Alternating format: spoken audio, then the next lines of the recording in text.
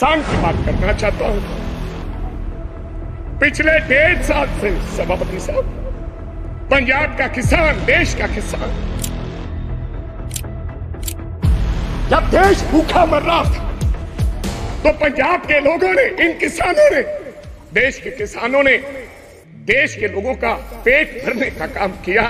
और मेरी एक आदरणीय हमारी सांसद ने उन किसानों की मांओं के बारे में ये कहा कि ये तो 100-100 रुपए पे भाड़े पे लाए हुए लोग हैं। मेरे को शर्म आती है इस बात। दिल्ली आना चाहता है, क्या दिल्ली देश से अलग है? क्या दिल्ली में पंजाब के किसान नहीं आ सकते? कभी कभी तो मेरे को लगता है कि पंजाब को ये हिंदुस्तान की सरकार भूल गई है। कभी कभी मेरे को यह भी महसूस होता है कि शायद हम हिंदुस्तान के कहीं किसी नक्शे में हैं या नहीं। जिस प्रकार से हमारे सरकार का हमारे पंजाब के लोगों की तरफ व्यवहार है, ऐसा हमें महसूस होता है। दे अशिवावर मोहे एहे शुभ कर्म अंते कब हूं ना टरूं हर सो जब जाए लरूं निश्चय करे अपनी जीत करूं। सच्चे पातशाह दा ये फरमान दे नाल मैं अज इस लोक सभा च बोलन लगे।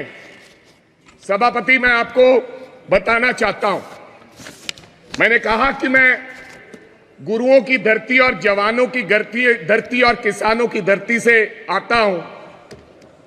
जवानों की बात आज हमारे आदरणीय राहुल गांधी ने की है। हालांकि विपक्ष द्वारा उसको घुमाने का काम किया, लेकिन राहुल गांधी ने एक बात कही कि अग्निवीर को शहीद का दर्जा इस देश में मिलना चाहिए। मैं इसलिए कह रहा हूं सभापति साहब, कभी कभी तो मेरे को लगता है कि पंजाब को यह हिंदुस्तान की सरकार भूल गई है। कभी कभी मेरे को यह भी महसूस होता है कि शायद हम हिंदुस्तान के कहीं किसी नक्शे में हैं या नहीं।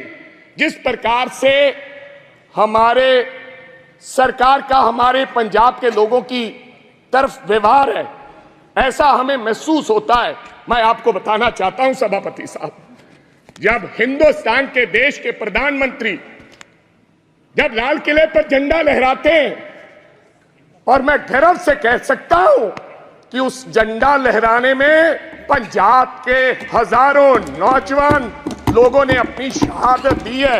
ये अवसर इसलिए प्राप्त हुआ है सभापति साहब। मैं कहना चाहता हूं सभापति साहब, मैं अपने किसान की बात करना चाहता हूं। पिछले 1.5 साल से सभापति साहब, पंजाब का किसान, देश का किसान, आज बड़ी बड़ी बातें की गई।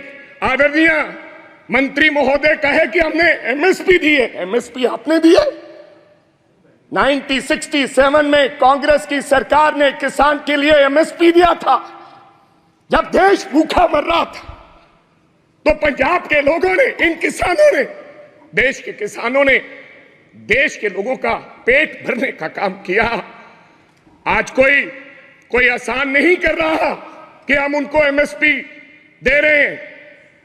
किसान लीगल गारंटी मांगता है सभापति साहब, एमएसपी की लीगल गारंटी। आपको मैं बताना चाहता हूं, 700 किसान पंजाब का शहीद हुआ।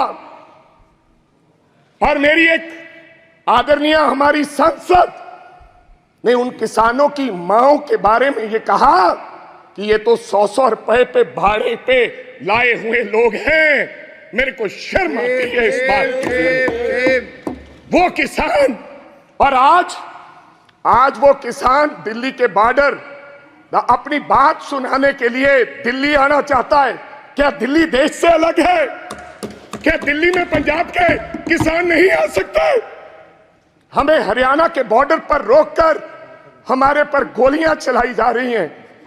हजारों लोग किसान हमारे वहां पर इंजर्ड हुए और कईयों की मृत्यु हो गई, मौत हो गई है। लेकिन सरकार की तरफ से गर्मी है। 45-47 डिग्री में बैठा किसान चीख कर पुकार रहा है कि हमें एमएसपी की लीगल गारंटी दो, हमने दिल्ली जाना है। लेकिन उनको देश है हरियाणा की पुलिस को, यह देश के गृह मंत्री के द्वारा दिया गया हो देश, कि पंजाब का अगर कोई व्यक्ति दिल्ली की तरफ किसान मुंह करेगा तो गोलियों से उसको मार दिया जाएगा। ऐसा हमारे साथ व्यवहार हो रहा है सभापति साहब, ये हालात है।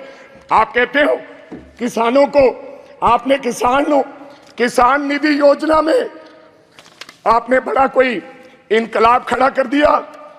आपने कहा कि 3,20,000 करोड़ लोगों को हमने 20,000 करोड़ दिया है किसान निधि योजना के तहत। मैं पंजाब की बात बताना चाहता हूं, आंदोलन के बाद हमारे साथ किस प्रकार का व्यवहार हुआ। 2019-20 में 23 लाख लोगों को किसान निधि योजना का फायदा मिलता था। जब हम आंदोलन किया, सरकार को काले कानून जो 3 बने थे वो सस्पेंड करने पड़े, वापस नहीं लिए। तो इन्होंने कहा कि अब इनकी निधि योजना बंद करो। 2023 और 24 में ऑन रिकॉर्ड बोल रहा हूं, फ्लोर ऑफ द हाउस, 8,56,000 लोगों के किसान निधि योजना से नाम काट दिए गए। ये छोटी बात नहीं है। और कहा गया कि इनके कागज इनकम्प्लीट थे, इसलिए हमने इनके ये खाते काट दिए गए। तो पहले आपने कैसे दे दिए 23.5 लाख लोगों को। मैं चलो ज्यादा कुछ ना कहते हुए मैं आगे एक बात और करनी चाहता हूं सभापति साहब। ये किसान का हाल है, मैं बताना चाहता हूं। अभी मैं पेज नंबर 19 पे पढ़ रहा था कि ये भारतीय न्याय संहिता यानी कि penal code will come into force in the country from the 1st of July, लोगों को इंसाफ देने के लिए। और देश के गृह मंत्री ने लॉ एंड ऑर्डर की बात कही कि पंजाब में लॉ एंड ऑर्डर की स्थिति ठीक नहीं है। आज से 4-5 महीने पहले मैं आपको ये कहना चाहता हूं, आप लोगों को जस्टिस देने के लिए ये लॉ लेकर आ रहे हैं। आप कभी पाकिस्तान की बात करते हैं, कभी चाइना की बात करते हैं, कभी कुछ और कहते हैं, लेकिन मैं आज इस सदन में एक बात कहनी चाहता हूं सभापति साहब।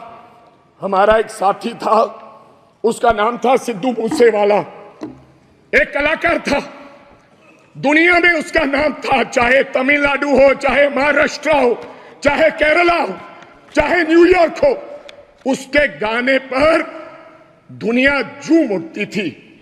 और मैं ये भी कहना चाहता हूं सभापति साहब, टाइम स्क्वायर न्यूयॉर्क में हर तीसरे दिन सिद्धू मूसेवाला बजता है।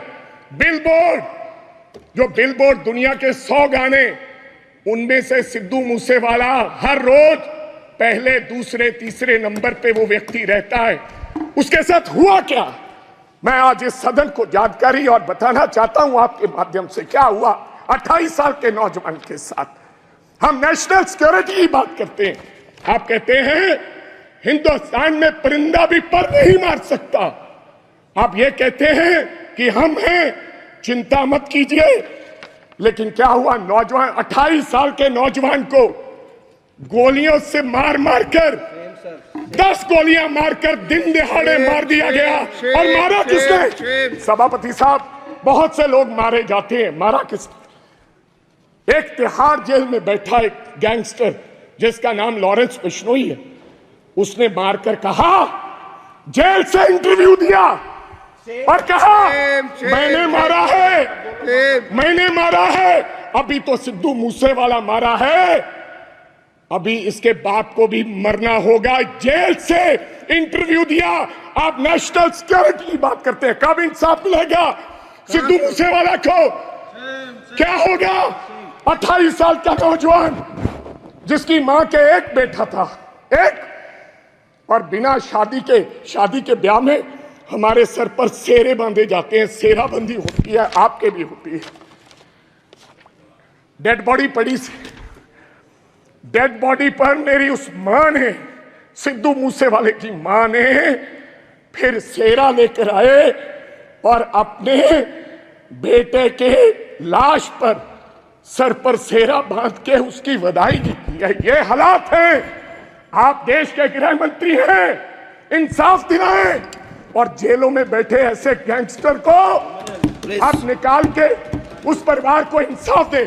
लास्ट बात सर, 1 मिनट में खत्म करूंगा। आप सभापति साहब, मैं ये इसमें लिखा है पेज नंबर